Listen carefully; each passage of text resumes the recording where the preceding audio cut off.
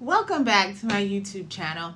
If you missed it, Joelle and I had a previous chat about the law, and that is on her YouTube page called Simply Monet.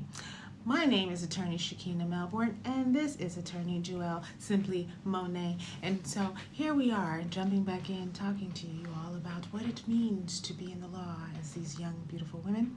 So thanks for hanging out with us, and I want you to enjoy this ride as we talk about different questions and topics related to ourselves.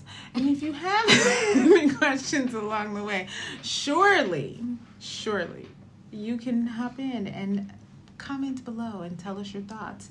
But for now, we're going to start with, how's life, Joelle? Sorry, we was having a whole moment. Praise the Lord.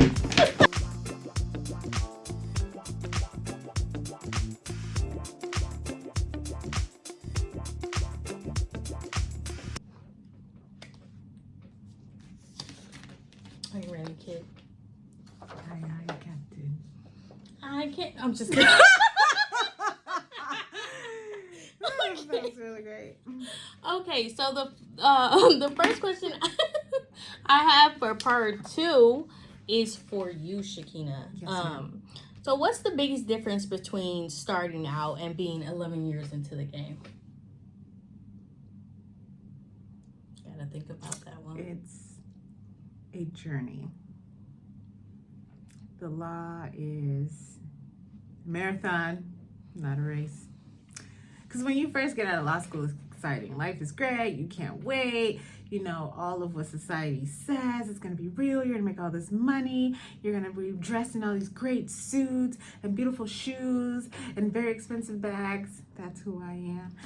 And you're going to be like, yes, I love the law and I love my clients, because that's what it shows on Suits and Law and Order and all that. And then 11 years later, you love the law and it's great, and you trying to look for a firm to pay for your new expensive bag, and you are trying to figure out still more ways on how to get clients, more ways to stay on top of new laws that are coming out, better technology, how to enhance helping your clients more than you've ever done before. And so it becomes more about the customer, I think, 11 years later, or the client, than it would be about the love and the passion and the excitement of the law. I think that's where I'm at. Okay. Where are you at, Joelle? How many years you out? Well, I passed the bar in February 2022. Oh, you still love it. Yay. Oh. Yeah, that sounds great. So okay, I'm learning now that I've started my own practice that there is definitely more involved than just practicing the law. You have to deal with clients, and some of the clients are not going to be the easiest. You're going to have to deal with your day-to-day function of your own law firm. There's just a lot more that I'm realizing 2.5 years into the game. So, but I think that's a whole different question, though, because there's a difference between being an attorney and working for someone, and then being an attorney and owning your own law practice. yeah. So I think coming out of law school, you're not looking at it so much as, am I working for someone or not working for someone, but more of the passion and excitement, because everybody goes to law school to help people. Right. And you're going to help people, and you're going to make money, and life's going to be great, because then you can help your family and all your friends and go on vacation. And so that was my thought process. And so, yeah, but I've learned it is significantly different, because I too also own my own law firm, that the law and working for somebody else and the law and working for myself have two different feels to the story. Indeed. That's all you're gonna say? I concur. Okay. That's why I'll be It is. It's different. It's because I worked for a firm. Actually, that goes into my next question. Since we're on So topic. it said, what was your first job in law?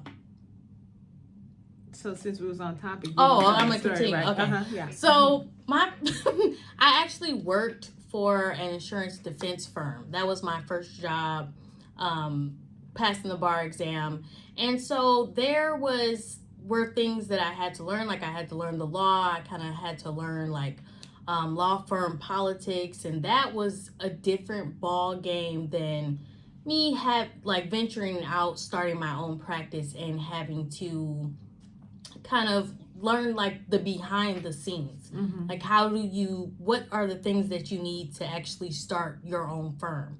How do you deal with clients, like face-to-face contact? And because I didn't have that in my prior firm, I didn't really speak directly to clients.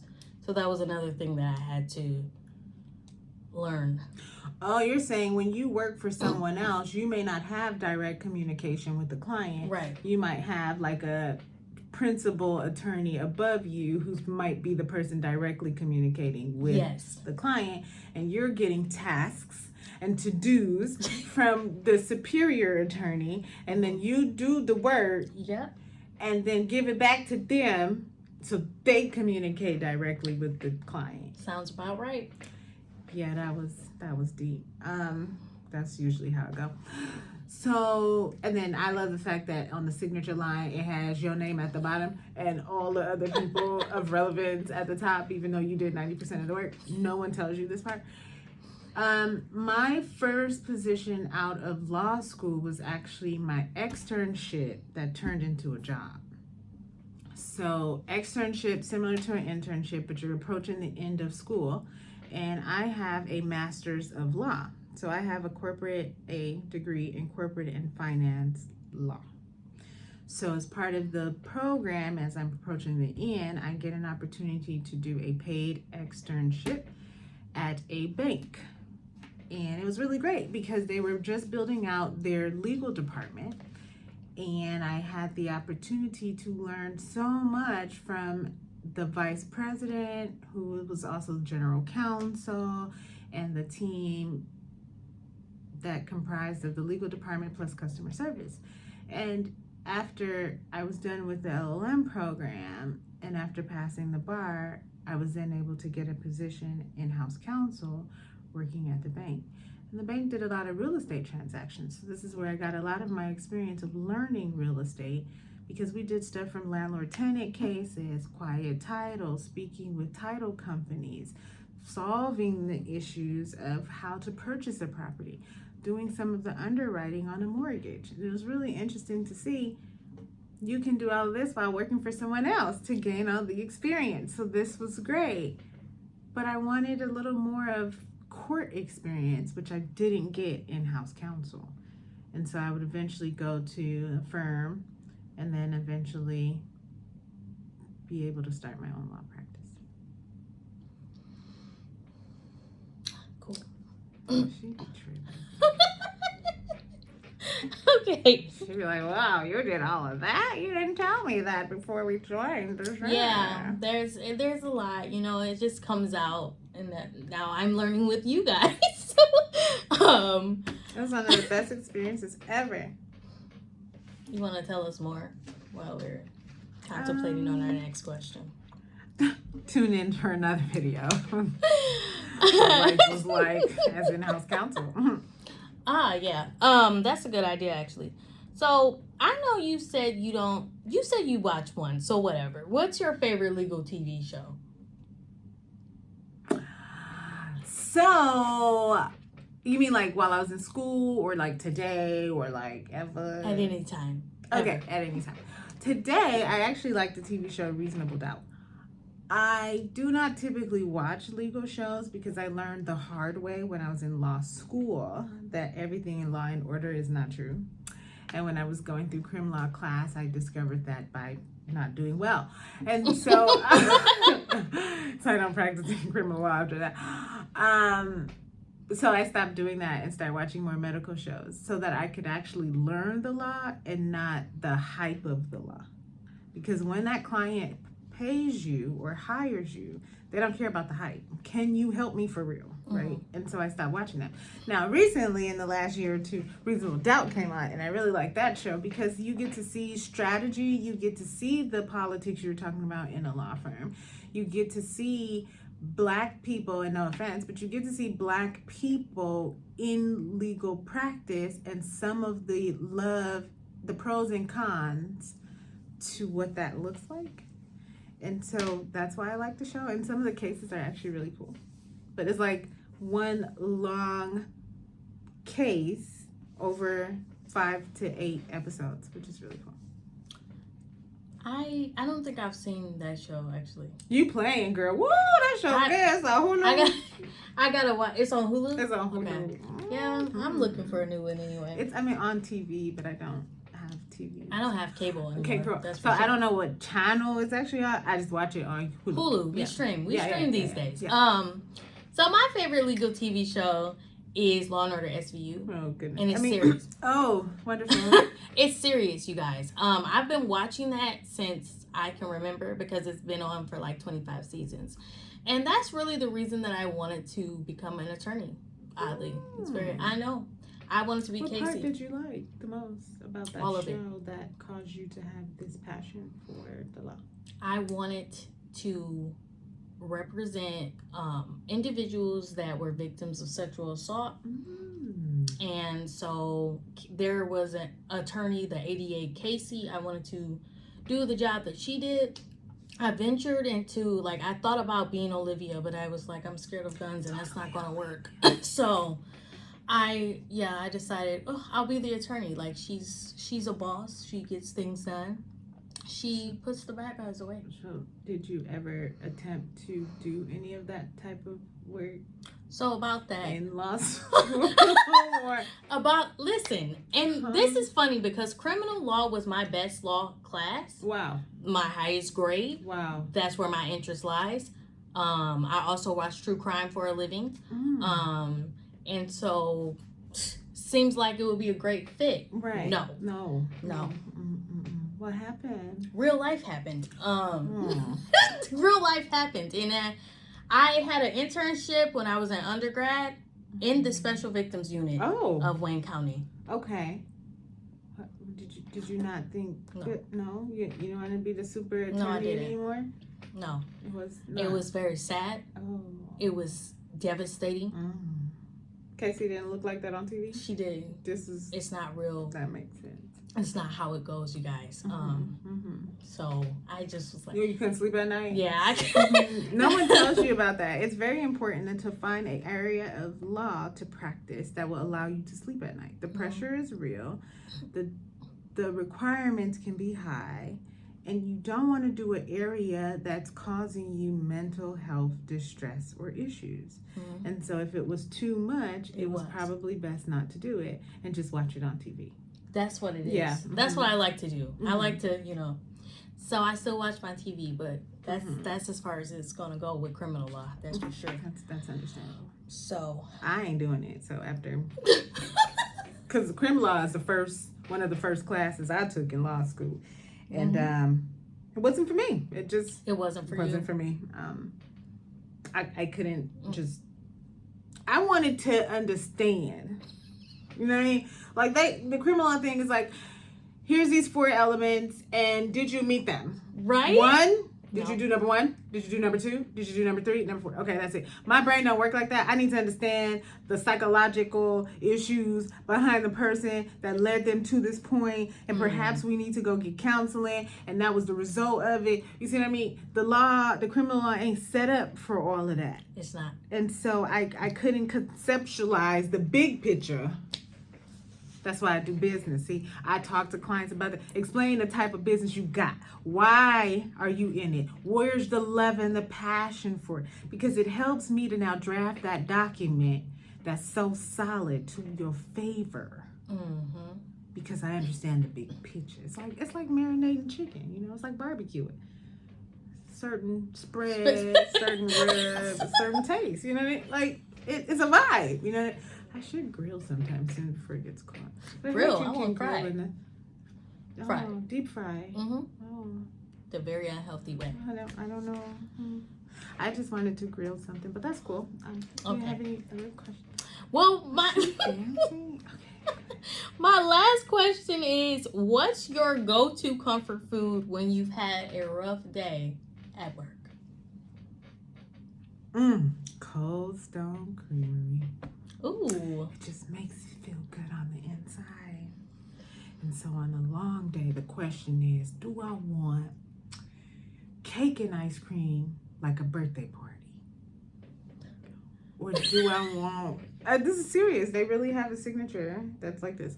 Or do I want coffee and brownie because my mudho mojo is just going to make me feel better. And so it's the spoon and the image in the car. I would leave home just to go get this. The nearest Cold Stone, the one I like, is like 25 minutes away. I will drive after the long day. I might do that today. And go just for that bite. Yeah. And then it helps me to get up the next day and do Pilates. Okay. Yeah. She's been doing Pilates. I've been thinking about doing it. So We're in different spaces. Not doing well, but no, that's okay. I've been fasting lately. Okay. More like forgetting to eat, but whatever yeah, words you want to use. That happens. What's yours? Do you have one? And I don't want to be, that guy, but I'm gonna be that guy. But you're a girl. No, not. Huh? I'm a girl, bro. But I don't want to be that guy. No, bro. Okay. That person. Oh, is what I'm. I don't ask for a friend. You know what I mean? My comfort food is Popeyes. I see why you get all in disclaimers. Like, what? It's nothing I can do about it. And if you don't like Popeye, I don't know.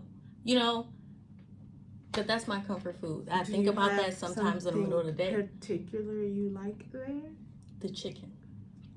So you just go and get a box of chicken?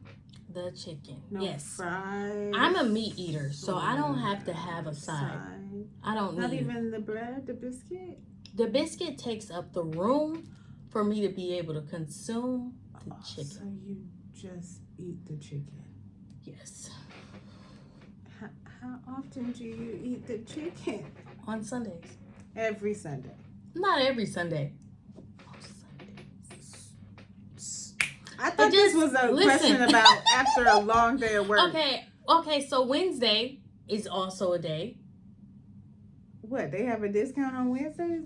No, I just feel like in my spirit, mostly in the middle of the week is when I really need the comfort, And so, the local Popeyes, you haven't tried? You don't?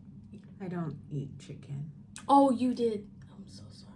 That's okay. I just eat cow's milk frozen with cake and brownie and almonds. It's really great. You should try it. See, I have to be in the mood for that type of thing. Mm-hmm. I do like cookies and cream ice cream, but when I have a craving or like a comfort, anything with comfort involves something that has meat.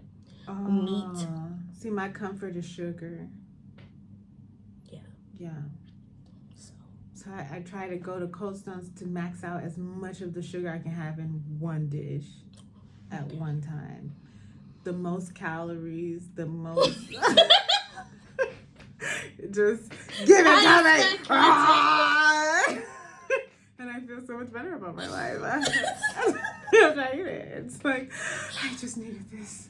I feel you. The waffle cone. No cone. Kind of like how your chicken, it just needs to be in the regular cup. I don't need no fanciness. Just as much sugar as you can give me in this one cup. Okay. Yeah. Well, that is. And I feel better about my life, so it works. Well, that I do agree. Mm-hmm. Just chicken for you. It's always gonna be. It's nothing I can do about it. I hope you guys tune in again. I don't know where we was going with this. You saw us both just kind of space out on our favorite thing. Mm-hmm. The pressure is real. If nothing else, though, in the law, the pressure is real. And it is important to me to share that, and it's important to understand that because the needs of our clients are real. People aren't calling, emailing, or texting just for fun and giggles, right? They're calling because they actually need help. But we need help too. And this is the purpose of having these type of chats, is to talk about what does the behind the scenes of a lawyer actually look like. Because most of us don't really talk about it. We just kind of working through it and figuring it out one day at a time or one client at a time. So, thanks for hanging out with us today. We hope you enjoyed getting a little bit of a glimpse into our lives as attorneys. No. If you have any thoughts or want to see more videos like this, let us know in the comments. And don't forget to like, subscribe, and hit the notification bell so you don't miss any of our future content. Take care for now.